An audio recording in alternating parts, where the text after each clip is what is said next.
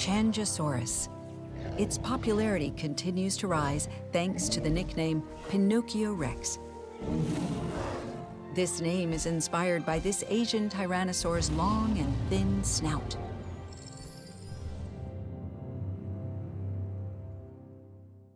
Well folks, that was unexpected to say the least. We have a brand new, fantastic looking carnivore for Jurassic World Evolution 2, Qianzhousaurus. Now, the pronunciation guide says it's an SH sound. I believe it's more like a harder, like she's pronouncing it with a harder, like a J sound, and I believe that's correct for ZHOU. Don't know for sure if anyone wants to chime in. Either way, super exciting. A brand new, larger carnivorous theropod. It seems to be medium-sized. It's a tyrannosaurid. Probably about the same size as like Albertosaurus example from the last game. We'll get a better look at the design throughout the video, so we'll talk about that a little bit later on. There's two things I want to talk about first of all. The first thing, this does seem to confirm the pattern. Old, new, old, new, old, new, old, new on the species field guides. It seems pretty reliable now after 8 different field guides. The second thing, rather excitingly, this does deconfirm the inverted commas leak I covered probably a month, 6 weeks ago, something like that now. We went through the entire list, we talked about the leak, I said it's probably fake and you shouldn't trust these things, and hey, this guy was not on the list, this girl I should say, was not on the list, so the leak is officially fake and can be entirely ignored, which is cool beans. As I said, we'll dive into the design a little bit later on. It does look fantastic though, but what we're seeing here once again is the hatchery emergence animation, but this one playing with 2 dinosaurs. This seems to be a thing they really want to show off, and I don't blame them. It's a really cool little feature. You can see that the second I'm going to call it Q-Girl. You can see the second Q-Girl emerges. The first one has already been there for a little while. She's scanning the environment, looking around. The second one pops out, has a little roar, announces herself to the world. She's here, she's fierce. She wants people to know about it, basically. Weirdly enough, there's actually not too much to talk about in this one. It is just about the dinosaur design. Moving on to the second clip though, what we get is one of the very best looks, if not the best look, at pattern and colour differentiation, or colour differentiation in particular, between members of the same species.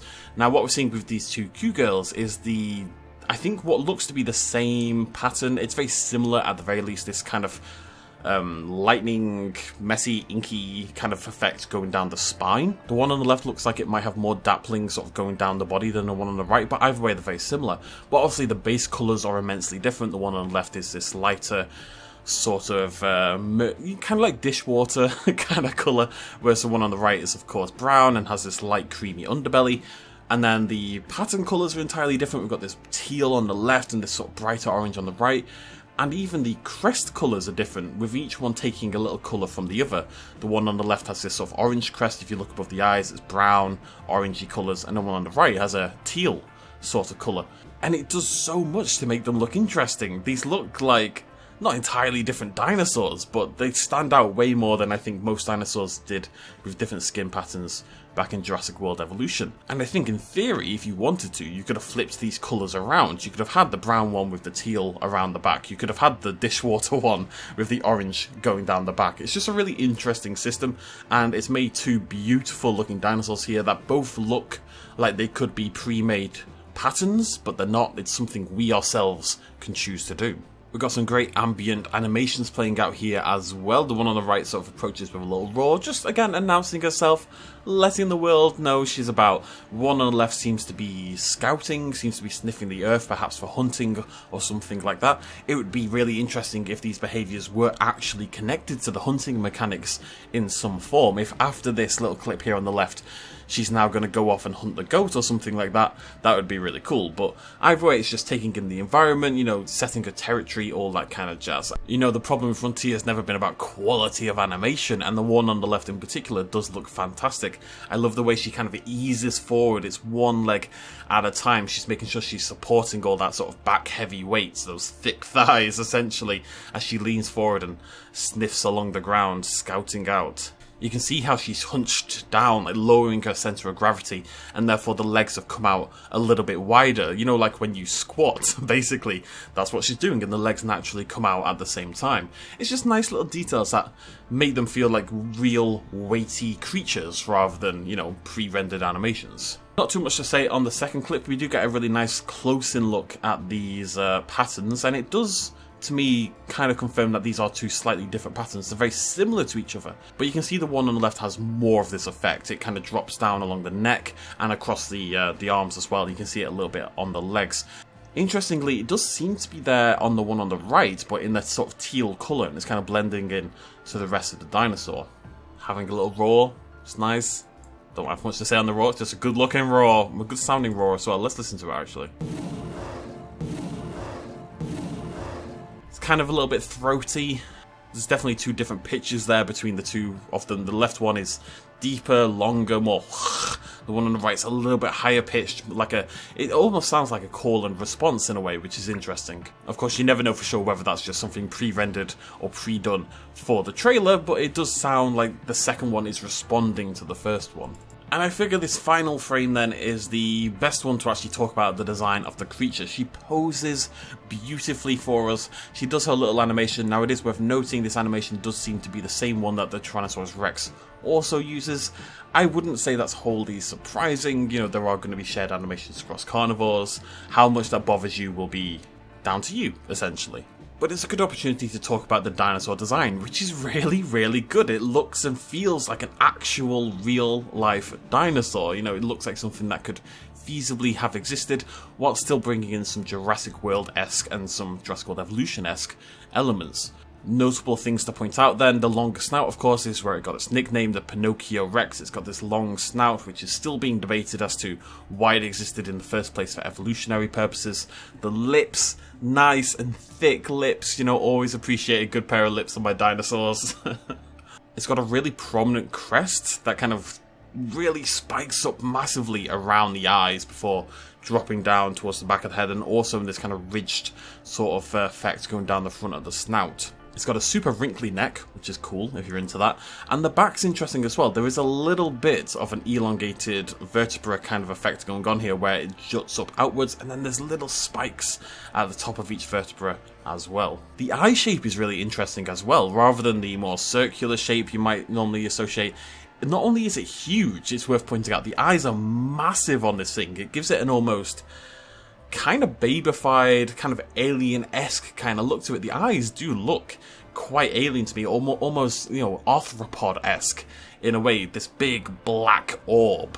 But they're huge, and they're also very horizontally aligned. You know, the eyelids are quite prominent at the top and the bottom, so it's quite a long, horizontally aligned oval compared to some of the other dinosaurs that we've seen. It's in a really big, open, wide environment. You can see the aviary down there in the background with those spires. It looks to be a two-piece aviary, but a really big, you know, the environment just looks much more natural, open, normal, essentially, than anything we'd get in Jurassic World Evolution, the first game. There's something about this slightly dimmer palette, this less saturated palette, that I think pulls the game back more into reality and away from feeling a little bit toy box-ish, which the first game could at times.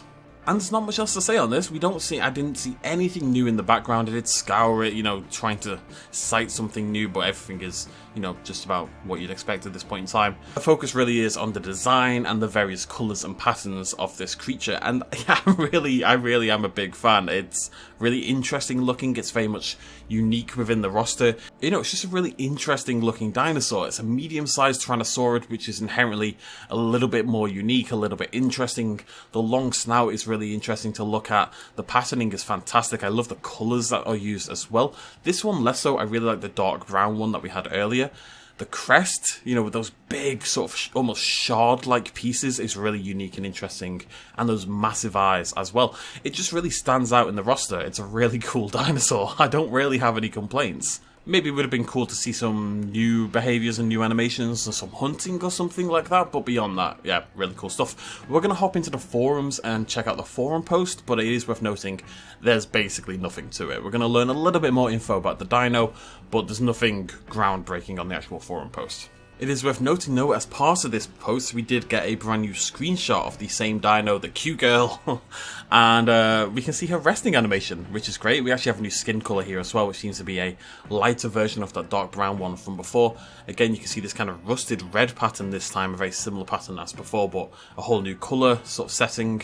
And a great looking resting animation. This is precisely how, when I see sort of dinosaurs rendered in resting animation, when I see larger theropods rendered in a resting animation, this is how most paleo artists that I've seen would choose to render that dinosaur. So, it looks very realistic, looks very natural to me.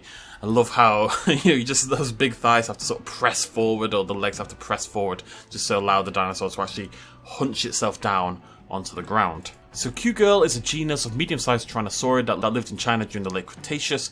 Fairly recent discovery found in China in 2010 during the construction of an industrial park. Uncovering the fossil eventually led to the conclusion that long-snouted tyrannosaurs were a distinct breed and not juvenile tyrannosaurs who hadn't grown into their adult snouts. Its snout is 35% longer than other dinosaurs of its size, and research is still ongoing about the evolutionary advantage of such a long snout. Q-Girl was a carnivore like its cousin the T-Rex, albeit with a slightly weaker jaw and bite. Being carnivorous and a keen hunter, they prefer to chase live prey, but will also eat meat from standard carnivore feeders if they're hungry, so you are going to want to give them a go if you want to keep them truly happy. Which does suggest, I think we saw this before on the German article, I can't quite remember, but it does suggest, like a hunting need of some description has returned for evolution too. A social animal, this dinosaur prefers staying with their own kind only, with a small social group as a bare minimum. It seems to be probably 2 by the looks of it. Make sure they don't get lonely. They won't, however, get along with other carnivores, so it might be a good idea to keep them to their own enclosure or have enough space for other species to stay outside their territory so a fight doesn't break out.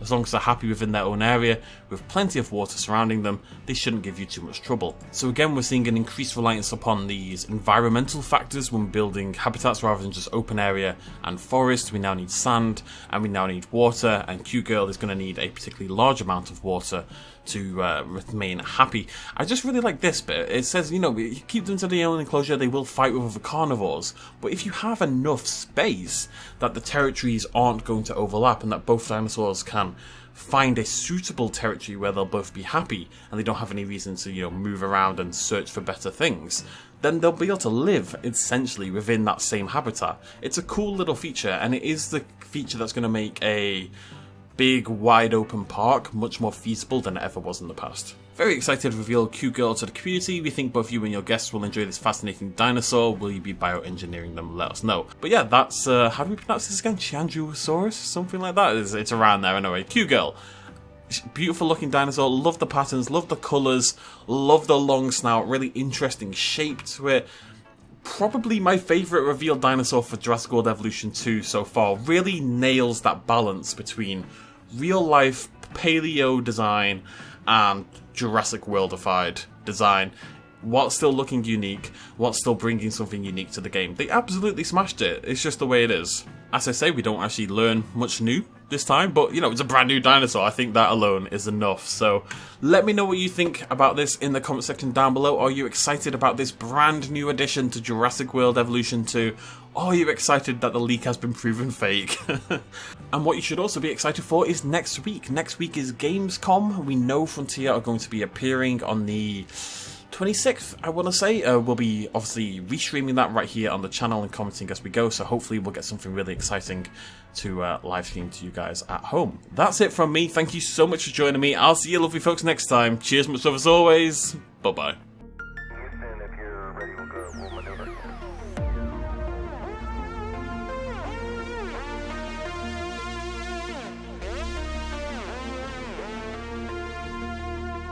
Reaching out.